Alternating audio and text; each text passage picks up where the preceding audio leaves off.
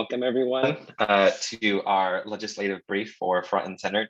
And thank you all for joining us. We're really excited and just getting prepared for the legislative session where we know the legislature has a lot of things on their mind, a lot of issues on their plate, but we want to make sure that heading into this session, they're really prioritizing environmental justice as they deal with any kind of policy solutions to combat climate change and really to make our communities more resilient. So as an introduction, my name is Guillermo Rogel. I am the legislative advocate with Front and Center, and I work with our wonderful staff and our community members and our coalition members to really help build policy that we know comes from community that is going to directly inform what the legislature prioritizes and what they advance. And we know that any kind of policy that the legislature passes has to be met with some sort of funding. So as much as we are pushing for specific ideas, we are also trying to secure funds for our community members and their communities. So I'm gonna just, let's see. Are you sharing the screen so I can jump into the position? Okay, I'm gonna share mine.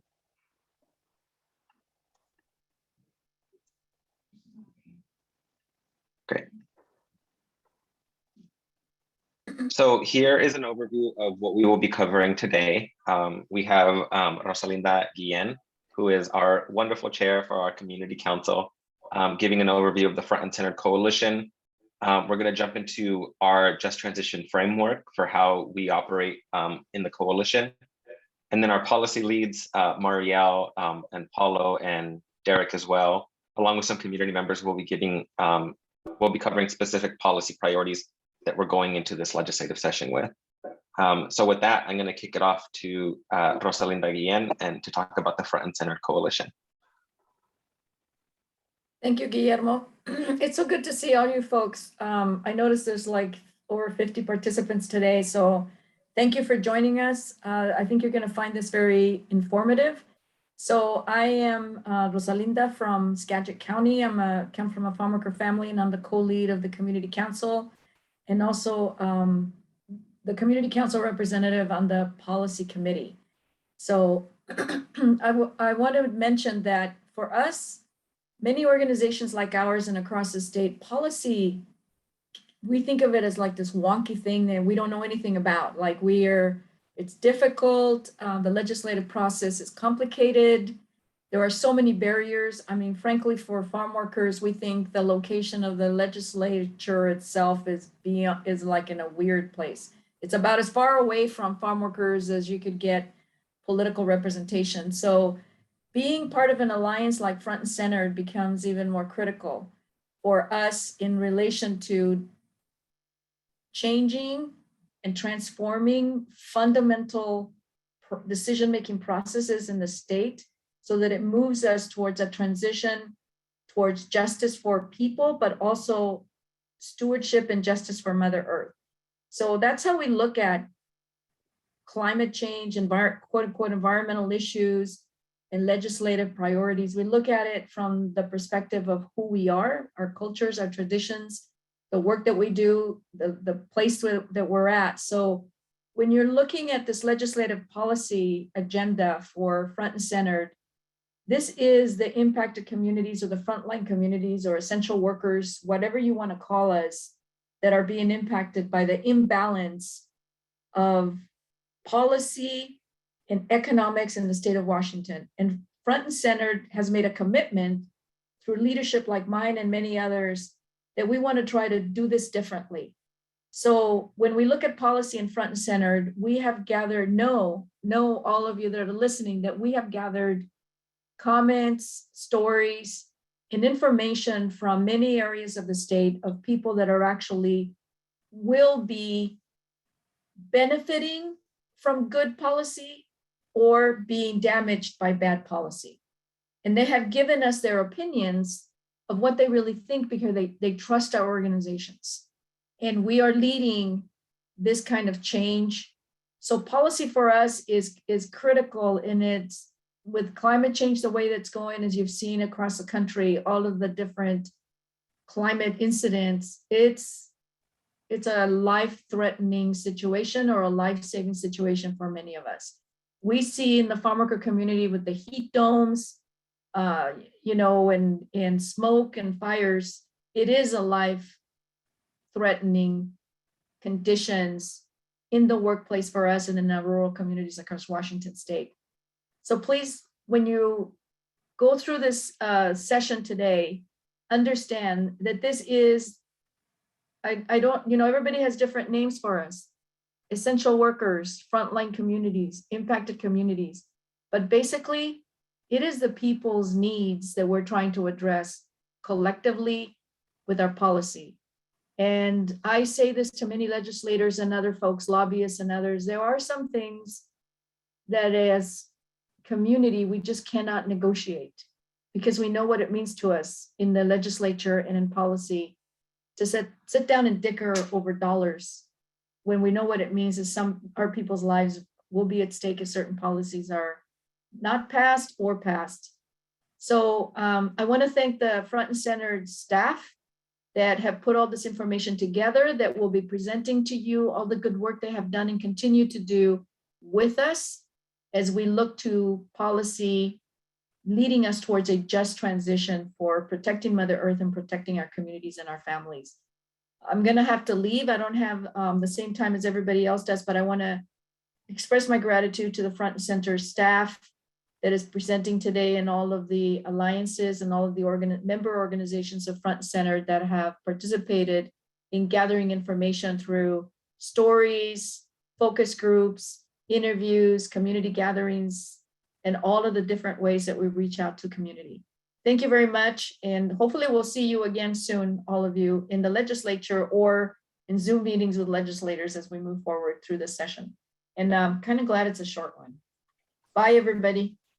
Thank you so much, Rosalinda. Derek, do you want to touch on the Just Transition Framework? Sure. So as Rosalinda described, we're really anchoring our work in community, but we also bring with us a broad perspective on our approach to climate and environmental justice. And the idea of a just transition is that it is our whole economy, our whole system that is really contributing to the environmental health disparities, environmental racism, and the climate crisis that is happening today. And our transition we need to make is in all those aspects, from our use of resources, where we apply our labor, and to what purpose. So the strategy framework we've applied in a few key areas that are part of our objectives, that the long end outcomes of our policy work. And that is to draw decision-making and control back to communities most impacted, to be nourishing, healthy, place-based communities, to be sustaining cultures and democratizing livelihoods that really fulfill the local needs, and to divest and stop resource extraction and burning, and invest and restore in living systems. There's a lot more to the Just Transition Framework. We'll drop a link in the chat if you're new to it, but just wanted to introduce our framework and how we've applied this larger just transition concept in our work. Yeah, one thing I would emphasize on here for everyone on the call is, there has to be advocates and coalitions like ours that really push the lines and get legislators to understand that it's not just policy we're trying to push, but it's really transforming the way that Washington operates and who it prioritizes. Because right now it's not working for our frontline communities, communities of color, low income. So we really need to see a transformation like the one that Derek is talking about in Olympia. And legislators really need to reframe their thinking of how the system works and who it works for. Which, just puts an emphasis here on this chart of what are real solutions that we know community needs versus what we always hear is politically realistic, and false promises and solutions that are often proposed in the legislature that might sound really nice, but we know doesn't get down to the core of the issue of what we're trying to solve. So I'm just going to provide a really quick overview of what you can expect from this legislative session. And you all can drop in the chat any questions and we'll try to address them either immediately or save them for the end. But really quick, this is going to be a short legislative session, as Rosalina mentioned. The difference between this upcoming session and the one that we just went through in 2021 is that it is a non-budget year. So there's less money and resources to go around and a lot more of a truncated process. So instead of 105 days, we have 60 days to do this, which means the work is very quick. Oftentimes there are decisions about legislation getting made on the hour, and it's really difficult, I think, for community members to engage in that. But that's where Front and Center and myself hope to provide you all with some guidance, some resources and updates as frequent as possible, so that community is actually informing throughout the whole process. Because all of the policies that Paula will talk about, Marielle and Derek, they're going to get thrown into a blender, and we are going to try and keep our policies and our values intact through these 60 days, which begins January 10th. We're going into an interesting session just because there is new funding coming from federal bills, and there's also an improving budget picture, which means Washington in general has more money and more resources to dole out than they would in a normal short legislative session. So even though it's hard to go into this session and ask for funding, it's not impossible. And if we do hear from legislators, specifically those that control the money in the legislature, we shouldn't be discouraged when they say it's not possible this year, because they have the resources. It's just what they prioritize in their negotiations. So again, some priorities take money. There's no revenue proposals that, at least that we've seen, that have gained a lot of traction that are going to pass this session. It's really difficult for the legislators. Well, it's not difficult.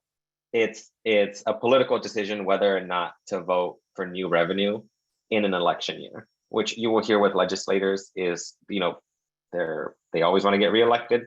And if there are ads that specific parties put out that call out revenue, it makes it harder for them to vote.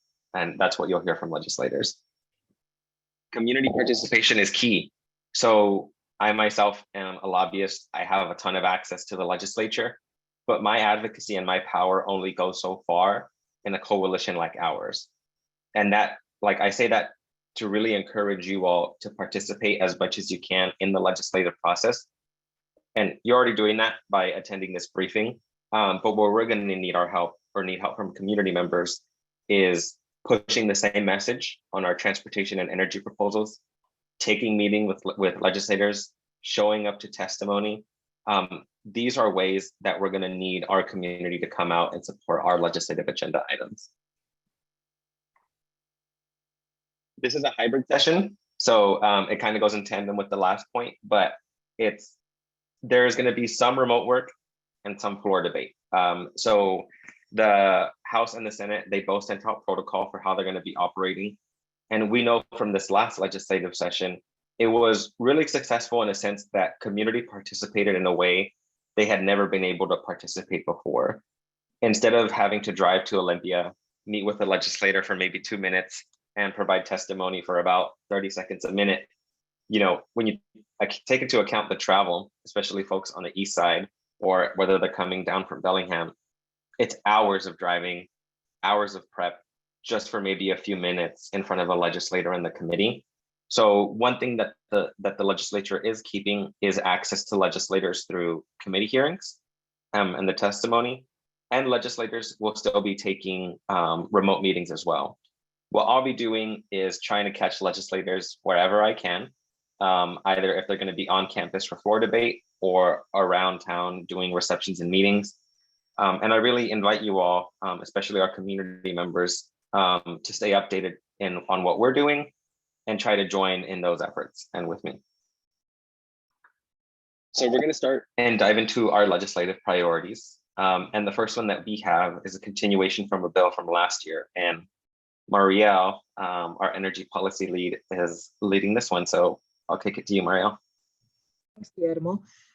Energy security is critical to just the well-being of our communities. It's part of making sure you're comfortable and safe in your own homes, and that your small businesses and other enterprise and just gathering places are warm, that you can turn on the lights, keep your devices charged, and as we're trying to shift towards cleaner energy and energy that is more justly generated through regenerative processes, and renewable sources.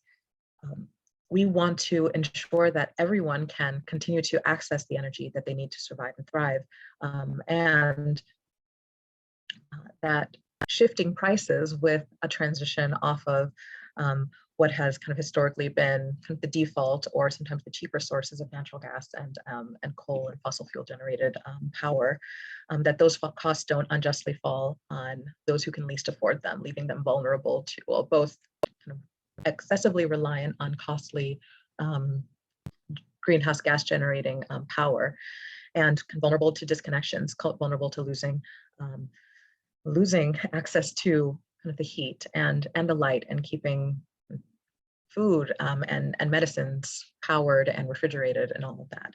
So energy security is a clear picture of ensuring that well-being is and our reliance on electricity and energy are there, that they're reliable, and that they're secure, they're affordable and accessible for all people.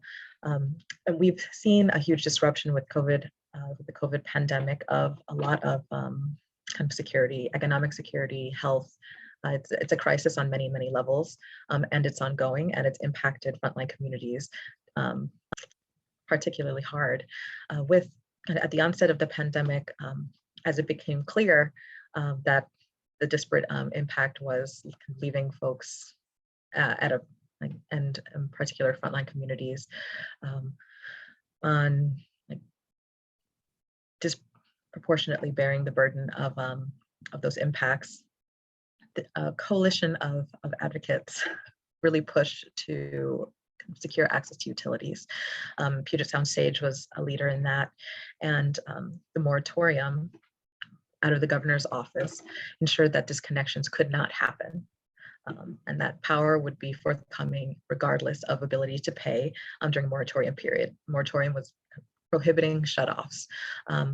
But we knew that was a temporary measure, and so front and centered, and kind of the coalition of advocates who led by Puget Sound Sage and others really were considering what kind of permanent measures can we put in place to ensure that people will have kind of access to the power they need.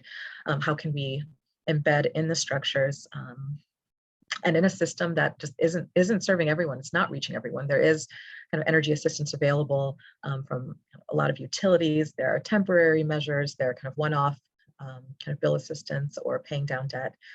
But these are really, really disparate, and they're utility dependent. And with over 65 different utilities around the state of Washington serving Washingtonians, we're really concerned with just having a strong core standard of energy security for all. And so the idea of energy for all came out of thinking for how we can kind of reduce, if not kind of eliminate, disconnections in a more kind of permanent way that's not reliant on a COVID specific or pandemic specific temporary measure.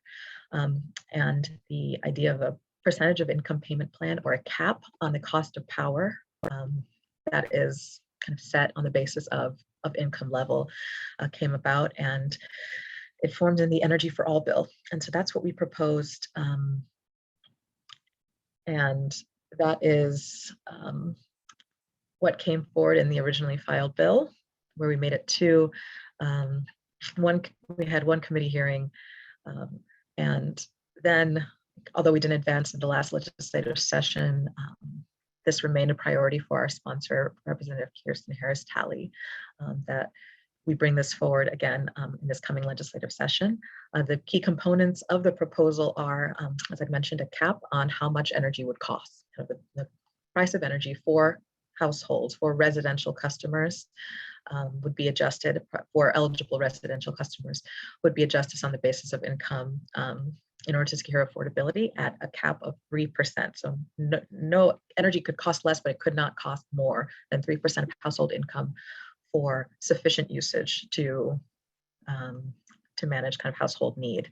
And so we put in threshold levels for the amount of power, basically around double kind of the average usage, to really try to capture folks who inhabit homes that need more energy in order to maintain kind of a baseline of heat, because they're older homes, because they're in the maintenance or kind of they're in a state of disrepair where they're not so efficient and energy is lost. So although they need to use more energy, and that would mean higher costs, but that cap would secure access to as much energy as is needed, but at an affordable level. Right now, Washingtonians pay on average about, the average is about 3 to 4% of household income towards energy costs. The average for low-income Washingtonians is closer to 10 to 12%, and that is more burdensome cost-wise, leaving them more vulnerable to leaving folks more vulnerable to shutoffs and disconnections, and all of the kind of stress that comes with that, fees associated with reconnection, distrust in kind of the utility system, which could leave people high and dry, and insecurity around just being able to maintain other kind of forms of activity, like power, food security, and health security, education, searching for a job, or kind of maintaining your involvement in kind of different forms of the economy, especially now that so many things are online and tech dependent. With greater energy security, we hope to reach so many Washingtonians who are currently not being reached by energy assistance, but in need. Eligible Washingtonians with low income and disabled persons with disabilities. The focus is on residential customers and kind of the well-being in the home in particular, and progressive pricing. Why price just kind of be determined by all of these outside market factors. It really needs to put people first, and so that's a lot of the idea behind what we're pitching, what we're proposing here with Energy for All. And this idea is not new. It exists and is kind of effective in other parts of the country. They take different approaches, and we think Washington can both kind of support this standard for base energy security and even take it further, we hope, in future years. So this is just a part of a bigger picture around a more equitable, accessible, and affordable energy system, and one where with people more secure in access to energy because it is affordable, and that affordability is kind of determined by putting the customer first and not these external market factors. Then that transition is also manageable towards cleaner and more just power sources. And in that way, I think is part of the bigger picture of the just transition to a regenerative economy. It's for the people, it puts the people first, and it moves us towards an overall more just energy system. There's some other components of the law that I can get into, Guillermo. Is there time, or that I think I covered the main? Yeah, I think we're okay there. Sorry, I was just opening up the chat because there are some questions. If you have questions for Marielle on this bill, I think our staff is filtering them to me.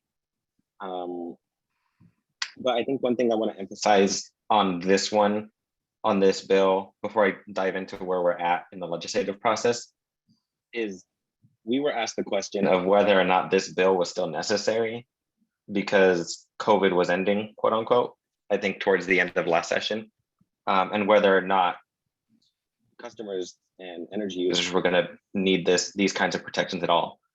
But going back to the chart at the very beginning of what's politically realistic and necessary, we don't want to face this kind of situation again, where there are ratepayers and customers going, to their utility and saying that they can't pay, and then at risk of disconnection. That's not a hole that we want to dig for ourselves again. So really hoping that this is a proactive measure that the legislature takes into account. And we had a hearing last session where we got to understand a lot more of where stakeholders were at. We're still pushing the bill again this year, and where we're going to need your help is if there is testimony, if there are stories from your community members who went through or they had trouble paying their utility bills during the pandemic and were at risk of disconnection. We want to hear from them. and hopefully get them to support this bill as well. Mario, anything to add before we move to transportation? I'm just happy to answer any questions. The bill, the concept is pretty well formed, but we still have an opportunity prior to filing a substitute bill to adjust it. And there might be some tweaks, but if anything, we just want to make it stronger and more expansive in a way that it really captures and reaches everyone that we know can immediately benefit from protections around energy security, and then ultimately understand that those benefits are going to reach everyone, because we'll know that with the most vulnerable, those most vulnerable to harm from shutoffs, being more secure in access to energy, the benefits to Washington's economy and to public health broadly are absolute. And then security and access to all utilities, to access to all basic resources. That's part of this picture. And so the energy track is part of the bigger picture, but we really are, we want this piece of it to be in place, and that we want to continue to build on that with future legislative and other forms of advocacy. So let me know if you have any questions and thoughts, or want to see the bill draft as it stands right now. Got it. There was a question before on remote testimony. I guess there are two bills, HB 1329 and 1056, to retain remote testimony. I think definitely something that we can support.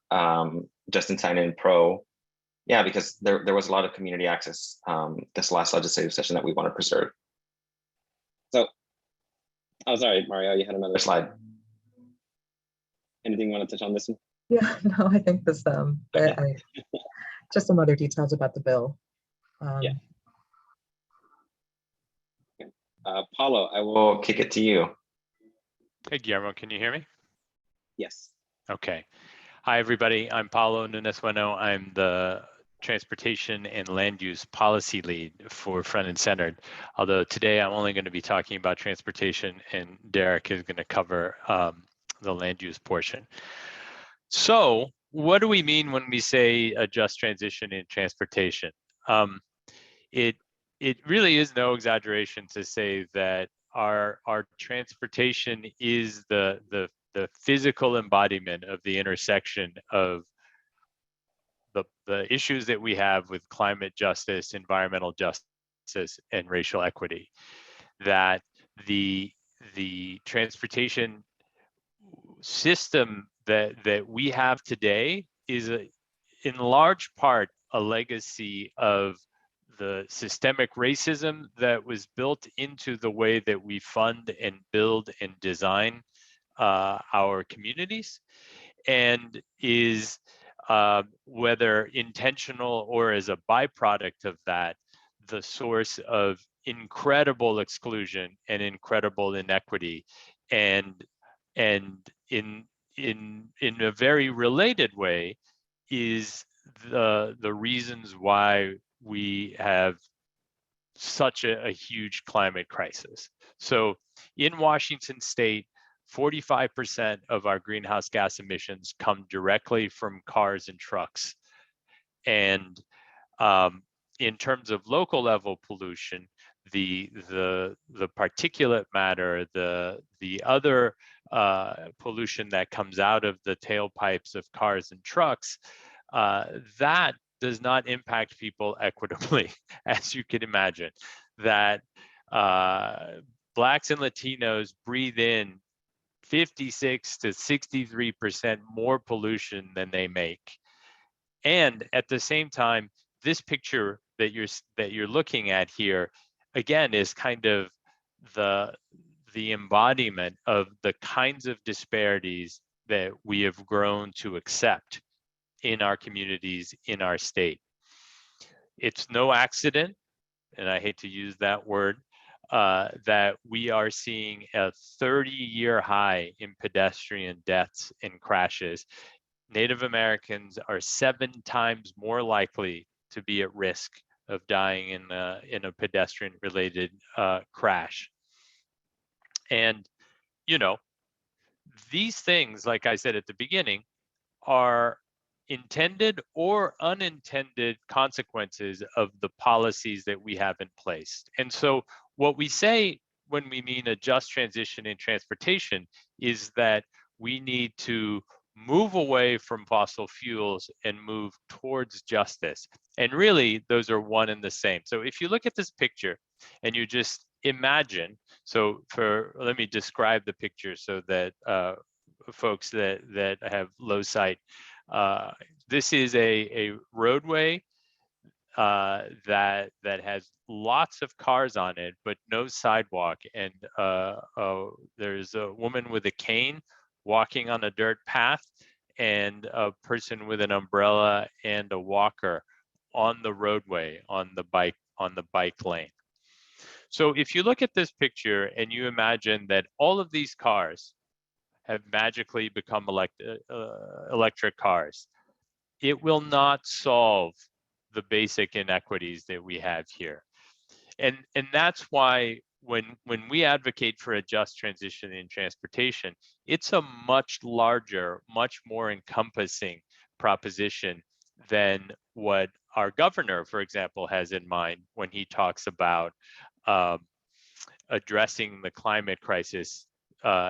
His element of addressing the climate crisis in transportation is largely perpetuating the same inequities that you see here in this picture, where in fact 25% of Washingtonians are non-drivers, and they're relegated to the margins, like you see here in this picture.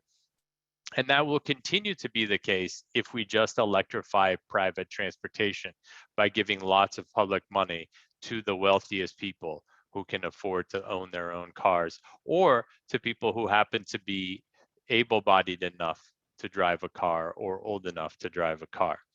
So what we're advocating for is for us to bring in this notion of applying justice and including the people that have been marginalized and they're getting left out and hurt by our transportation system into the conversation, so that we can change policy, starting by addressing where the dollars go. So you can go to the next slide, Guillermo. So one more and stop, please. So to this point, so click, go one more time. There we go. So up until now, the vast majority of our transportation dollars go to mega projects that in Washington State have been largely allocated towards the expansion of highways. So the Washington Post has a great report that shows that we are one of the worst states in terms of road conditions, and one of the worst states in terms of an imbalance in terms of the amount of money that we put towards maintenance of roads versus building new ones. That has to stop. The other important thing that we're advocating for is to teach communities and advocates to go to their legislators and say, when you build more highways, you're locking in a generation or 2 or 3 of more pollution that causes climate change and that causes asthma and that makes people sick. Washington has one of the highest rates of asthma in the country. 1 in 8 women in Washington have asthma. And up until now, we have been building highways and expanding highways with very little regard to the impacts that they might cause. So on our site, if you go visit it, and hopefully somebody will put that on the chat, we have a link to the highway pollution calculator. Oh man, what's going on? I can't see my slides anymore. Oh, here we go. We switched. So the highway pollution calculator is a tool that the Rocky Mountain Institute has developed, which allows anybody to go in there and find the details of a particular highway expansion project and put those details in and get out how much additional driving, how much additional greenhouse gases, and how many additional gallons of gas, which we can easily translate to how much more asthma and other diseases will be caused by this particular project. So it's really, really important that we keep our elected officials accountable for the decisions that they are making in terms of our highway portfolio. We are saying no more highways, no new highways, and please fix the system and don't grow it. So next two, Guillermo. So, or next one. The other thing that we want to share with everybody, and I'll share it in the next slide, is this idea of approaching transportation from a rights-based way. To say, even if you can't drive a car because you're blind, even if you're not able to drive a car yet because you're 10 years old, even if you can't afford to drive a car, you have basic rights that are being violated right now, just like in that picture that I showed earlier. And what are these rights? How do we help people all over the state whose rights are being violated, children who can't play outside of their house because it's too polluted, who can't walk safely to school because it's too dangerous? How do we articulate those rights and then advocate for a transportation system that respects people, regardless of whether they can spend $10,000 a year to own and insure and operate an automobile or not? So next three, Guillermo. So what we're asking for, and one more. So what we're asking for is for the construction of a basic frequent transit network for every community in the state. Transit frequency is so important. It makes the difference between somebody being able to hold a job, go to school, get groceries, and being isolated and excluded. And remember at the beginning, I said that, our transportation system is just built on this sort of, layers upon layers of legacy decisions in the past, many of which have a really ugly racist origin story. We have, in many of the ways in which we fund our transportation, a bifurcated system, right? 60% of transit riders are people of color, and yet the ways in which we fund transportation almost entirely exclude transit funding from basic levels of the basic pathways in which the dollars get to communities. So a quick example, most of the roads in our state are paid for 100%, either by the federal government or by the state government.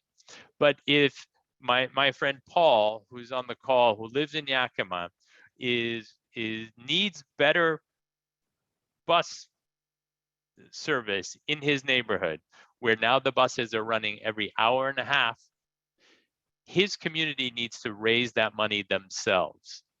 We never go to communities and say, you want a new road? Let's have a bake sale for that road, right? That kind of inequity causes another inequity that we observe, where urban areas where they're more likely to have progressive politicians and are more likely to have more money, are able to tax themselves to create a more equitable transportation system, and rural areas are left behind.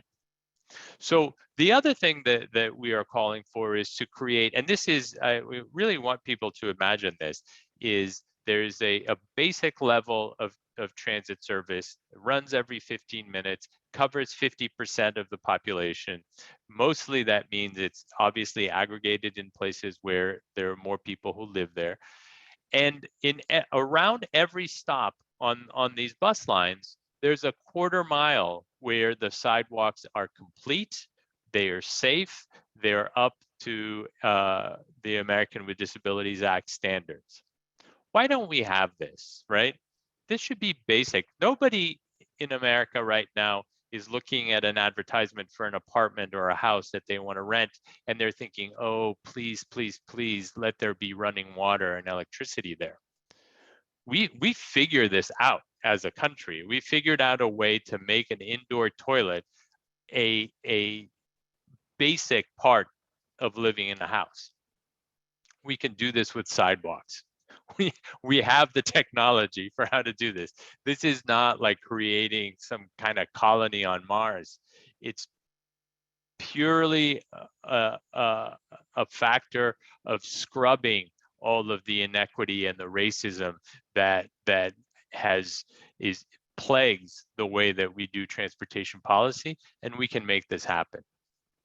And the third, and not most important, the third important point there is that we need to invest in a pollution monitoring system that can help us hold ourselves accountable for what we're doing to communities that happen to live near highways. So go to the next one, and I'm going to wrap it up by asking everybody to please get familiar with our Transportation Bill of Rights. Come back to us. The power of this is really about communities standing up and demanding these rights, that no one should die when they're traveling on our roads or streets or sidewalks, that every household can get groceries from their house within 20 minutes, even if they don't have a car, that pollution is not this grinding source of disease and disability, whether from noise or air pollution, and so on and so forth. Number 6 is a really important one, and is a cross-section to the work that you've heard Marielle talk about, is that there are ways in which we can build communities and invest in transit systems and build the accessible sidewalks so that it's more affordable for people to live in the places where they live. So we're saying no household should spend more than 45% of its income on housing, transportation, and energy. So I want to leave it there, and I want to just say that Washington State does a transportation package every few years to fund the capital side of our transportation infrastructure.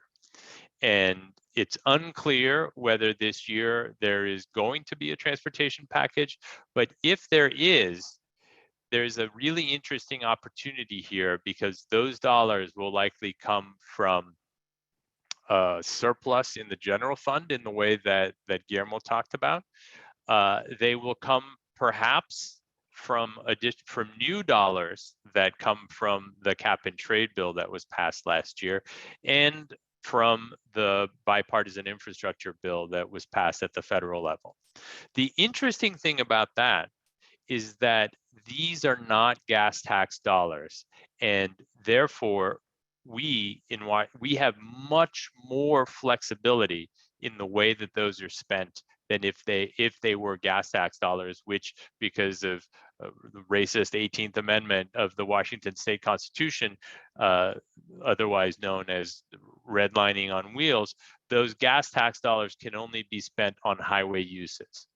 So this is an opportunity for us to really, really, really strongly advocate for the missing sidewalks, for a basic transit service in every community, for pollution monitoring, so that we can be sure that we're driving down not just greenhouse gases, but the particulate matters, the NOx, the SOx that hurt people today.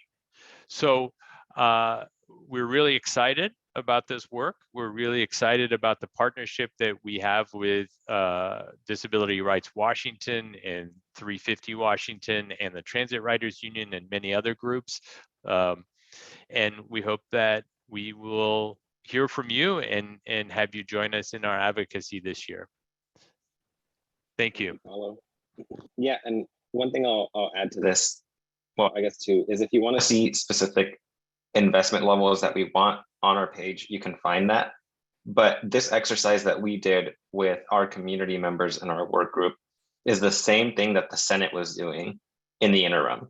Because for us, if you don't really start from a place of values, especially on a huge package like the $16 billion that they're proposing, if you don't have values to guide it, there are going to be some mistakes.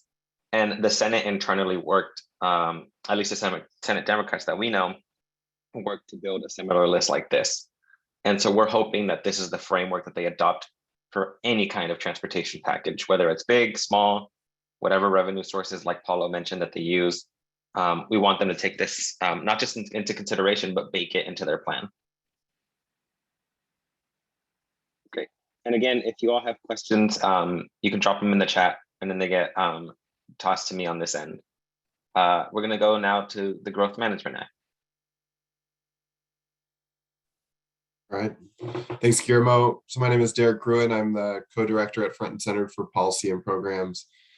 I'm going to speak to our continued support for work to update our land use planning, our growth management planning for local jurisdictions in relation to climate and environmental justice. So we're moving here just to note the transition from our core policy priorities this year of energy for all and just transition and transportation. And the reason they're the core priorities, they came through a process through our member work groups and our policy committee. But we recognize that we don't have the potential, possibility to originate all the work that we want to support. And these are some things that are continuation from last session that we want to highlight. The first being House Bill 1099, which is adding climate to the Growth Management Act, and the local comprehensive planning process will require reducing greenhouse gas emissions and vehicle mile travel reduction, accounting for that in the planning elements, as well as climate change resiliency. So that's really a critical step we need to see from these high-level plans, and also follow through in terms of the local permitting and zoning that happens that decide what goes where, and that we're doing that in a way that actually accounts for reducing emissions and vehicle miles traveled, and for protection against the climate impacts we know are already coming. That said, there's still some areas we need to see strengthening in the bill. There's a mention of environmental justice, but it's really not at the heart of an understanding of what a climate element should be. So we'd like to see some stronger emphasis on justice and the disproportionate impacts of climate change. We'd like to see a stronger focus on community resiliency as part of the larger concept of resiliency against climate impacts. It's not just around our ecosystems, but it's around our communities' relationships to one another and ability to respond to impacts, as we're seeing in Washington State around wildfires, around flooding, and more. And then we'd like to see a stronger focus on planning process that supports that just transition and transportation that Paulo just articulated, rather than reinforcing road building from historic standards about what roads should serve. How do we transform that idea to really think about mobility justice as the emphasis of planning? And as part of environmental justice, is as much about an outcome as the process, and that the communities most impacted are participating. We're looking at other bills in the hopes that there's potential to see more dedicated funding to support community participation in planning processes. The cities and counties need to be funded to do this work, and the community actually needs to be funded to be able to significantly participate. We've seen great models of this in the past that communities have mobilized to make a big impact on comprehensive planning, carry that work forward, but it's very difficult for every community to rally in that way. And without that participation, you're not going to see it as an effective a plan. And that when those communities can participate, we need to see responses from the local planners and their consultants, that they're really accounting for what community needs are in the plan, and not just building it in a sidebar or an appendices of the report. So, this is a critical question around our land use to climate. And we see this kind of as a starting point, but certainly not the finish line. But we encourage you to learn more about it. If you go to the next slide, there was a webinar last week. Might be a week or two ago. You don't need to play it, but Washington Can't Wait campaign hosted a webinar talking about this policy in more depth. Australia from Promotora from Community, heard Rosalinda earlier, spoke in particular about the impacts that farm workers have been feeling in relation to the recent flooding and the importance of a planning process that accounts for the needs of the communities most impacted. So that's an opportunity to learn more, and I'll pause here. Great. I think we have one question. Melina, Rebecca, could you, or let me see. Rosemary, I think we should ask you to unmute if you want to ask a question really quick. Yes, just a quick question for clarification on those two bills, HB 1099 and HB 1241, where the slide was, the PowerPoint is saying changes we need to see and additions we hope to see.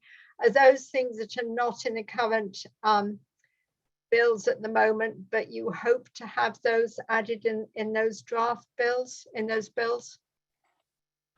That's right. They both started in last session, and there are bills that roll over basically, and there's a process right now to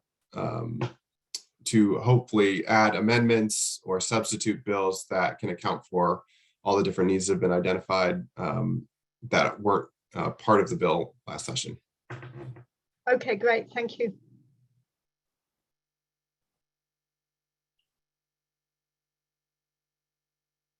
And I did get a question in the chat. If we were going to be sending a recording of this video, we will. For everyone who registered, we should have your contact information, and we'll send up a follow-up if you can't attend the rest of the presentation.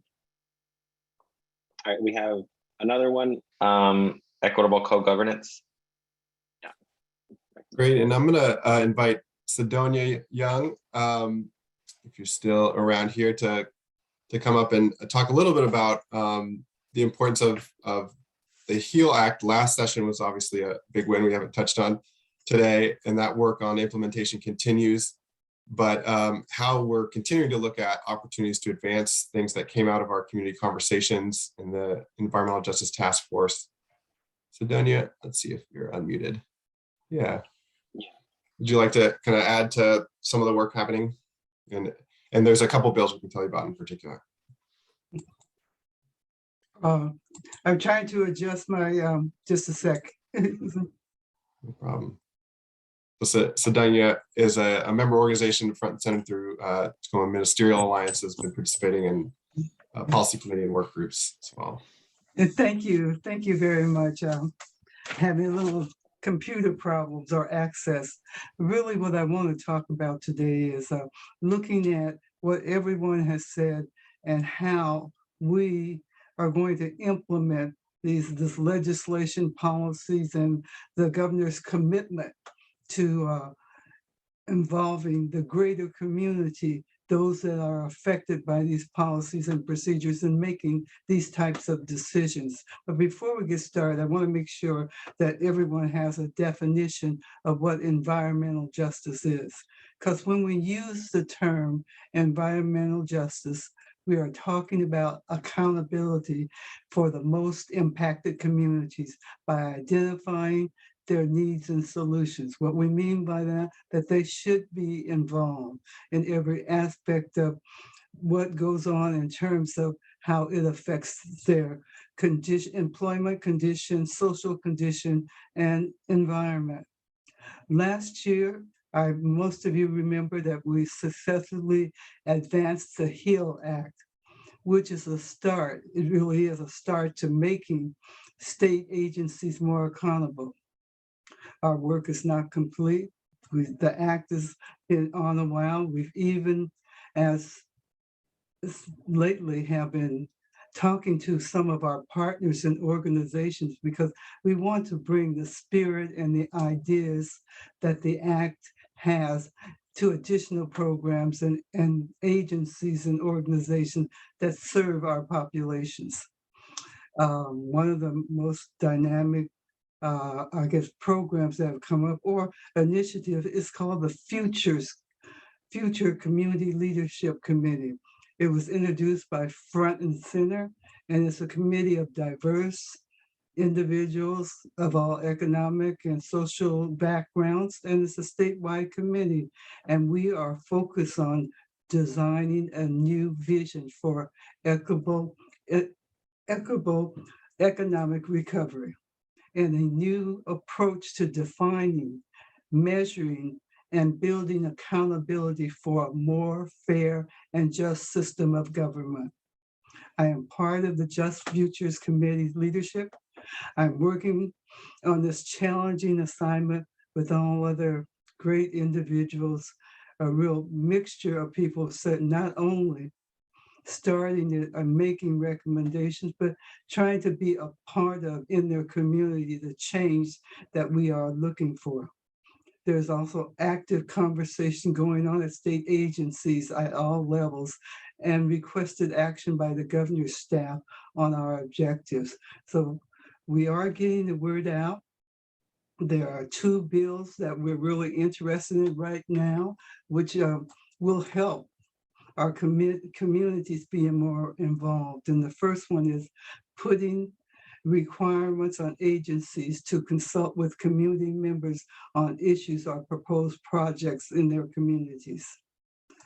That has been an issue for the longest. There have been so many building things, transportation issues without consulting what the community needs are, or nor the community being left out on this decision. And this community is working on identifying ways and how to better involve community people, and specifically grassroots people, and those that are impacted by these governmental decisions, a part of the decision-making process. The second bill is removing restrictions on compensation for individuals participating on state committees, task force, and other groups that they are not ready to, or have not been available to, or do not have that type of compensation that's needed for them to clearly participate in this process. These bills are coming from the state level, which is very encouraging, but we're not sure if they will live up to our committee's vision and values. We have not heard significant information from the governor's staff on these issues, but we're continuing to push these issues.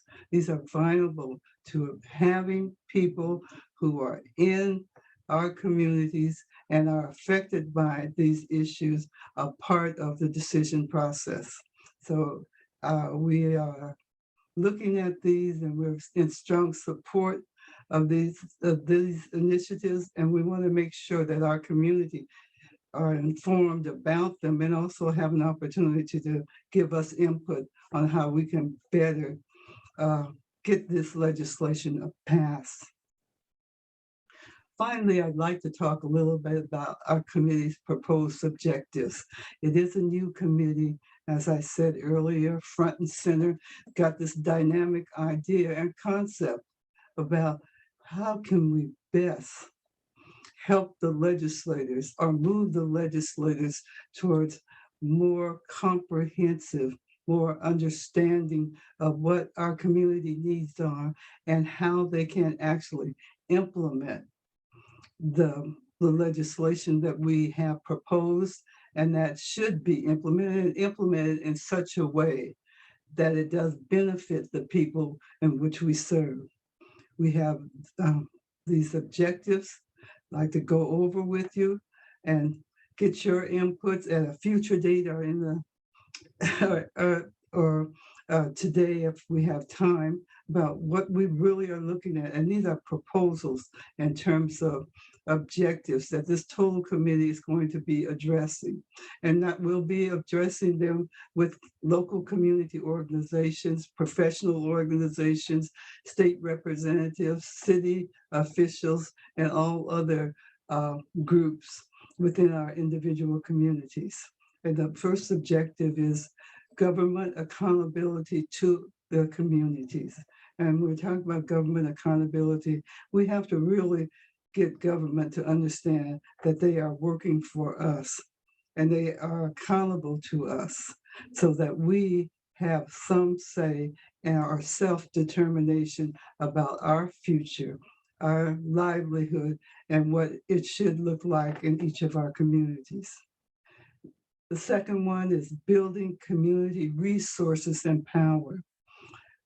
What is happening is that when funds come in to our communities, they usually stay at the top level. It's not filtering down to the grassroots organizations that are directly involved with the people who the funds should be going to. And this is a major part of how do we change the ideas or the understanding of how we dole out funds and resources in our community. And this is a major part of our looking at and recommending to, and also identifying how legislators can and how organizations can filter that funds and resources where it's needed the most. And then finally, to design an inclusive process and principles. We're talking about inclusive being involved at the community levels and principles that identify how we can work together with our officials so that they will be representing us and also our needs. And looking at how can we build a result-based implementation procedure. That's lastly because we have to build a procedure because we know that without procedures and without understanding and direction, those bills won't go anywhere. And we have to make sure that they're implemented in a way that is supportive of the intent they were meant to comply with. So that's a little bit about our committee. This is what we're doing in the Futures Committee. It's exciting. We have people from all walks of life looking at and also getting involved with, maybe for the first time for some of them, grassroots individuals, and getting involved with public officials about and asking the very valid, important questions of what are you doing for us? And we feel that this is just a start, and we are looking for your support, also your direction. You are leaders in the community and individuals who have a lot of knowledge that we would like for you to share with us and keep up to date. We're on the website and we will be giving progress reports. So thank you very much. Thank you so much, Sidonia. Yeah, and as Sidonia mentioned, these pieces of legislation are coming really from the top down, from the governor's office and from legislators. And it's encouraging in some ways because they're capturing the essence of the HEAL Act. They really want to increase community participation and compensation in some ways. What our job is to do is, if they are trying to do community outreach and connect with community in a new way, is really inform that policy so that it's the needs and the suggestions and ideas from community members directly influencing these policies. So it's not just what they think is the best form of community outreach. It's really coming from community themselves, telling them what is the best way to consult with our community members and what is adequate compensation. For folks who participate on these committees and task forces, if there is state agency staff or outside consultants participating in task forces, it's their full-time job, to attend these task force meetings and to attend these committees and these boards. But for community members to take out 4 hours out of their day, maybe miss work, maybe take up a weekend, there's childcare issues that have to get resolved. Those have to be addressed if we're looking for adequate community compensation and consultation. So thank you so much, Sidonia, for highlighting those. This is a wrap on what we have on our legislative agenda for this year. I think overall the tone is encouraging going into this session, since we just are coming off the heels of the HEAL Act passing. So we're really encouraged by that. But as everyone is talking about environmental justice, as folks are talking about different climate solutions, we have to be there. You have to be there as community leaders and participants, just to hold legislators accountable to their words and to their commitment. So it's going to take a lot more than us here at Front and Centered and our staff and our members to get this passed. But I don't see any questions in the chat. Oh, Mario, you have one more thing to say. Yeah, well, Yeah, I got and then I a have a question about HEAL-like directly. rulemaking. Yeah, go ahead. Okay, thanks. Just on the Energy for All point, I was asked directly about how it fits into the just transition and what and how the energy affordability and energy access piece kind of tie into our overall push to act in emissions reduction and kind of fighting the climate crisis and working to keep communities safe and healthy, but also at the forefront of finding solutions to that. And I think in the processes in our energy justice work group and in our engagement with the policy committee and so many discussions with different stakeholders and with different member orgs in the coalition, how they're kind of tied together, it felt really clear, but it's not so clear in the language. Like Energy for All, it specifically about pricing thresholds and energy usage thresholds and really keeping disconnection, like making it very, very hard for utilities to disconnect folks kind of by making that pricing more affordable and having a kind of a more progressive outlook on how that works. But it's definitely not about making energy, like unlimited access to energy for everyone forever. There's the energy sufficiency concept. And I don't know if Paul is still on the call, but he was kind of a big part of the conversations, Paul, from APIC Yakima, Katrina, and other folks who have been really deeply involved in the energy justice work. Is the idea of sufficient energy for all, and making sure that this vital kind of resource that everyone has access to what we need to survive and thrive, and that it is not, and that there are kind of effects, and that there are constraints, and that there is kind of that we do have our sights on a transition to an economy that is not about sustaining like endless use of energy, but is about kind of clean and just energy.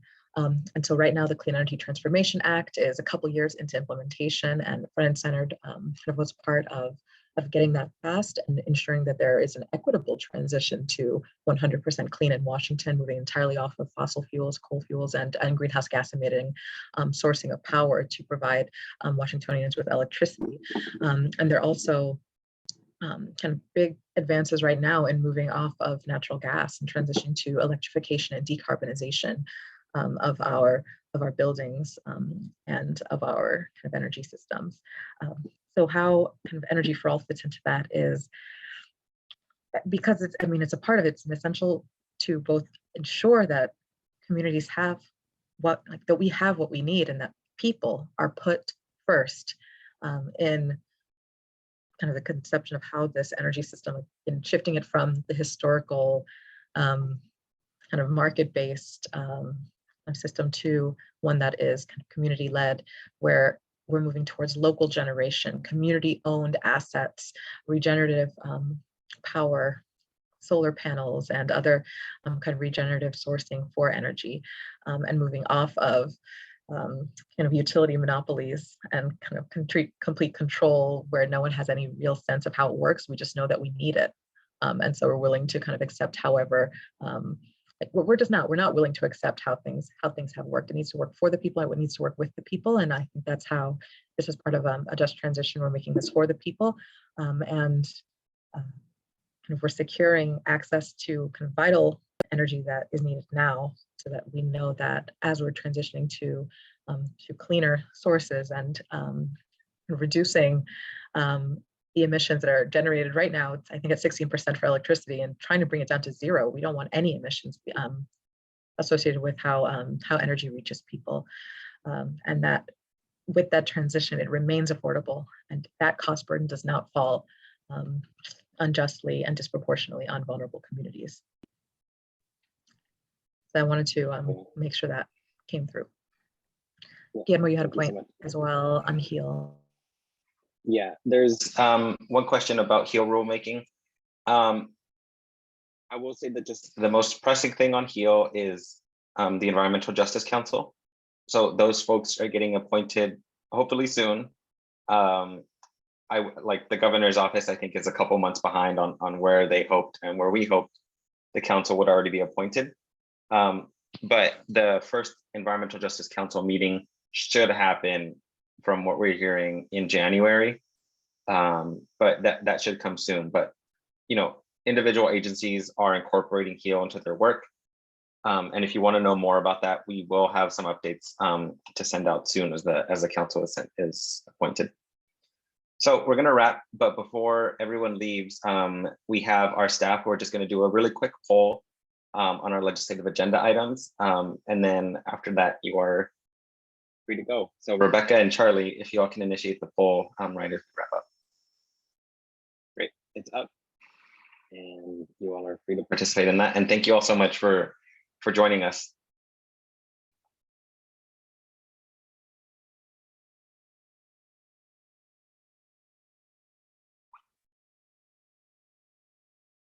Great, I think